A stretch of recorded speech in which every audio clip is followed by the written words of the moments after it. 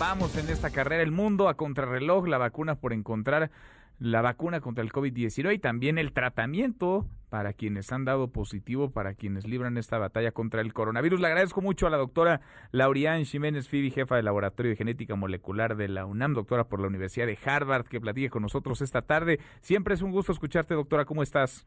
¿Qué tal, Manuel? Muy bien, gracias. Muy buenas tardes. Pues de pronto hay esperanza, expectativa, se ve la luz al final del túnel y decimos estamos cerca, cada vez más cerca de encontrar la vacuna, y aparecen casos en donde se requiere meter freno de mano, bajarle a la velocidad y revisar. Es el caso de AstraZeneca, que en conjunto con la Universidad de Oxford desarrollan una posible vacuna, están en ensayos. ¿Qué tan común, qué tan frecuente es, doctora, que al momento de estar probando, ensayando con una vacuna se presenten este tipo de cosas? Sí, bueno, es muy común, de hecho, Manuel, es muy común que esto ocurra. Lo que pasa es que no es común que todo esto se esté dando bajo el microscopio de la luz pública a nivel mundial, ¿no? Entonces, todo mundo está a la expectativa de qué es lo que está sucediendo con las vacunas y cómo avanzan estos estudios de fase 3, ¿no? De las vacunas, pues, que ya han llegado a los estudios de fase 3. Esto es muy frecuente, de hecho, y por eso es que desde el principio muchos hemos estado hablando de que se necesita hacer referencia a las vacunas con mucha cautela. La gente da la impresión que se le ha hecho a creer a las personas que diseñar, desarrollar, fabricar, distribuir una vacuna, pues no es nada más que hacer una receta de cocina y ponerse las pilas para que rápido salga, ¿no? Pero esto no es así, se está haciendo ciencia, y la ciencia a veces funciona y a veces no. Tenemos hipótesis, hacemos experimentación y en muchas ocasiones pues no salen las cosas como uno quisiera, pero por eso es ciencia, ¿verdad? Claro. Ahora, en las vacunas y lo mismo con los medicamentos, cuando se llega a estas fases de experimentación, estas llamadas fases 3, son ensayos clínicos donde se incluyen a miles de personas en estos ensayos. AstraZeneca está incluyendo en total a 30,000 personas. Hace unos pocos días dieron a conocer finalmente su protocolo de experimental de la fase 3. Uh-huh. Y ya pues podemos saber varias cosas, algunas preocupantes, otras no. Es un ejercicio de transparencia muy bueno que hicieron tanto AstraZeneca, Moderna, fue la primera farmacéutica que lo hizo, sí. Le siguió entonces Pfizer y después AstraZeneca, de hacer públicos los protocolos de fase 3, para que se supiera exactamente cuántos pacientes están incluidos, cuántos reciben placebo, cuántos reciben la vacuna, cuáles son las evaluaciones, si es que pretenden hacer evaluaciones en el camino, es decir, que estos estudios se plantean y no se permite hacer evaluaciones parciales, vamos a decir indiscriminadamente, sino que el estudio mismo plantea 1 o 2 cortes de evaluaciones intermedias antes de la terminación de la fase. Y también algo que es muy importante, que es cuándo se pretende terminar. Es que la gente cree que esto es una cuestión meramente cronológica, o sea, que son 12 meses y se acabó, o 6 meses, o 18 meses, pero hay vacunas que pueden estar así 5 años, ¿no? ¿En esta misma fase de prueba? ¿Perdón? ¿En la fase actual de prueba en la que se encuentran, en fase 3, correcto. Por ejemplo? Sí, correcto. Pueden estar 5, 6, 10 años en esa fase, porque lo que omite no la gente, ¿verdad?, sino en general los políticos que están empujando tanto porque salga la vacuna, ¿no? Empujan esto porque pues tienen prisas electorales y de otra índole. Pero la gente que sabe de estas cosas a nivel científico, pues sabemos esto. Estos estudios de fase 3 tienen una terminación que se plantea desde que se establece el protocolo, y la terminación tiene que ver con qué porcentaje o número de los pacientes que se ingresan al estudio son infectados, es decir, de cuántos eventos, así se le llama, cuántos eventos se presentan, porque se vacuna a las personas un cierto número, generalmente 50 y 50, o se puede hacer más vacunados y menos placebos, depende del diseño, ¿no? Pero vamos a decir que de 30,000 personas y 15,000 personas están vacunadas, tienen la vacuna, uh-huh, y otras 15,000 tienen el placebo. Esa gente pues anda por la vida haciendo su vida normal, ¿sí? Así en la sociedad.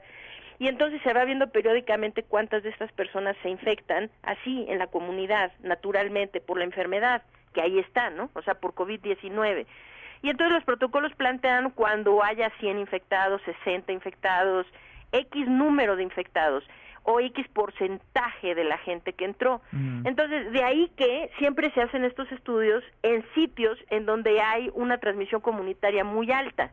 Por eso es que se están haciendo en lugares como Sudáfrica, en México, en Brasil, en Estados Unidos, en Reino Unido, que es donde en general ha habido, en la India, ¿no? Donde tenemos la pandemia más descontrolada, ¿no?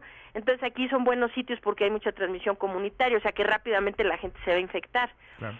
Entonces, bueno, se llega a ese término y entonces se dice, bueno, pues ya se tienen 150 personas infectadas, ahora se evalúa cuántas de esas pertenecían al grupo control y cuántas al grupo experimental, y se determina si la vacuna es eficiente o no, efectiva o no, para conferirle protección a las personas contra la infección.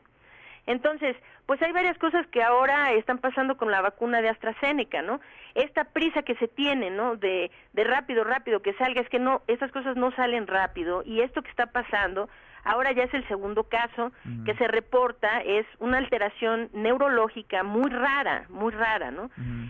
Que normalmente pues se da, es algo rarísimo que se dé en la gente normalmente, y que haya ya dos pacientes que tienen este evento que dentro del estudio de AstraZeneca, pues sí es preocupante. Aún así, doctora, se ve mucho mayor prudencia, digamos, en AstraZeneca, en el desarrollo de esta vacuna, que lo que sucede con otras, ¿no? Porque de pronto escuchamos, por ejemplo, a Donald Trump hablar de que habrá vacuna el próximo mes, en octubre, contrariando incluso a su propio equipo de salud.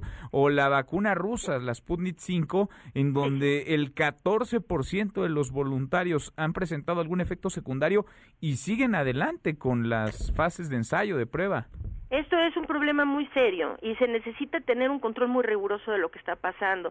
De entrada se necesita pues empezar a decir que no vamos a escuchar a los políticos hablar de la vacuna, porque realmente no saben de lo que están hablando, y lo único que están haciendo es empujando a que se cometan errores que después van a ser imperdonables. Entonces no se puede empujar. Los de AstraZeneca, a mi manera de ver, están tratando de ser lo más transparente posibles en la forma como están llevando a cabo sus ensayos clínicos y la forma como están reportando. El primer evento que se dio la semana pasada o antepasada de estos, de hecho, ellos mismos pusieron pausa a los ensayos clínicos.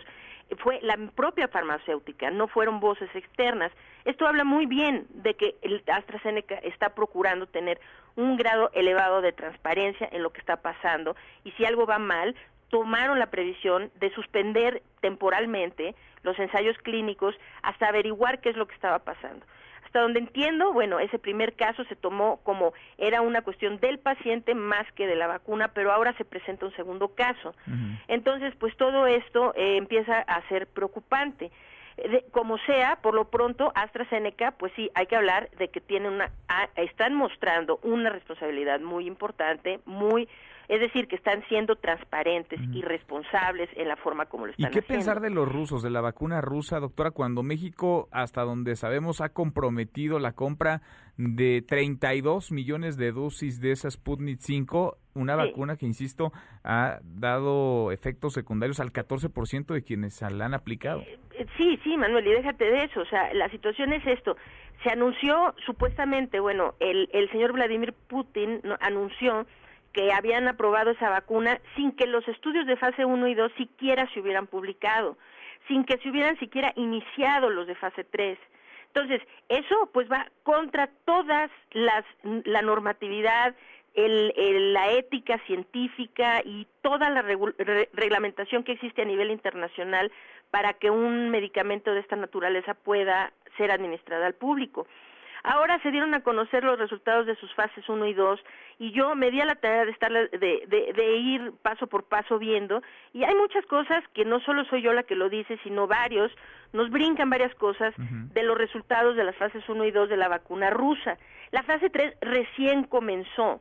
Entonces, estar hablando de que se va a comprar y administrar la vacuna rusa a finales de año, bueno, es un despropósito. Seguramente, bueno, pues esta es una retórica que los políticos creen que les ayuda como para decir ya, cálmense, todo va a estar bien para final de año, ¿no? Pero no es así como las cosas funcionan, porque aquí puede salir más caro el caldo que las albóndigas si le meten aceleración al proceso de la vacuna antes de que se tenga una vacuna que realmente tengamos garantizado que sea segura y que sea efectiva. Entonces, la vacuna rusa no cumple con ninguna de esas dos parámetros todavía.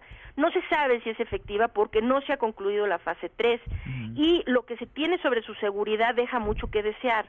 Entonces, yo diría que mejor le calmen tantito los políticos a su prisa pues sí. y mejor hagan lo que sí pueden y deben y tienen que hacer, que es controlar ahorita la pandemia, ¿sí? O sea, están hablando de la vacuna como si eso fuera la bala mágica, ¿no? Sí. Espérense tantito porque nada más que venga la vacuna nadie se va a preocupar. Sí. Debemos estar conscientes de eso. No sabemos si va a haber vacuna, eso es cierto. Lo que está pasando ahorita con AstraZeneca nos hace ver eso perfectamente, o sea, con mucha claridad, que podría todo desplomarse en la fase 3, y esto no es porque la vacuna iba pintando muy bien, va todavía pintando muy bien, es decir, que va con resultados firmes, positivos, en todas sus fases de evaluación. Pero es muy frecuente que esto ocurra, que en la fase 3 se cae el teatro y el medicamento, la vacuna, simple y sencillamente no pasa. Sí. Entonces, esto ocurre con mucha frecuencia. Pies de plomo, pies de plomo. Ahora, yo veo que algunos políticos, la ciencia como que les estorba, y los científicos también. Hay políticos que traen prisa porque tienen las elecciones a la vuelta de la esquina, hay políticos que traen prisa porque no han logrado, pese a sus dichos, domar la pandemia, y hay políticos que se pelean con la ciencia misma. Escuchamos al subsecretario de Salud, Hugo López-Gatell, doctor, hablar de las críticas demoledoras que lanza una publicación especializada de Lancet por el manejo desastroso de la pandemia en nuestro país, y él, pues, de mentirosos y de calumniadores, de falaces, no los bajó, doctora. Sí, que muy, muy lamentables sus declaraciones, de verdad, que parece que el subsecretario no conoce la palabra, o sea, no conoce el significado de tener un poquitito de vergüenza, porque la publicación de The Lancet es una publicación muy bien sustentada y tienen toda la razón cuando dicen que el manejo de la pandemia en nuestro país ha sido absolutamente desastroso. Entonces, ahora el subsecretario, invitarlos, todavía tuvo la osadía de invitarlos, los invito a que vengan a las conferencias vespertinas, como si él fuera a ilustrar a los a la gente de para que aprendan, ¿no? Le faltó decir, vengan para que aprendan. Mundo, ¿no?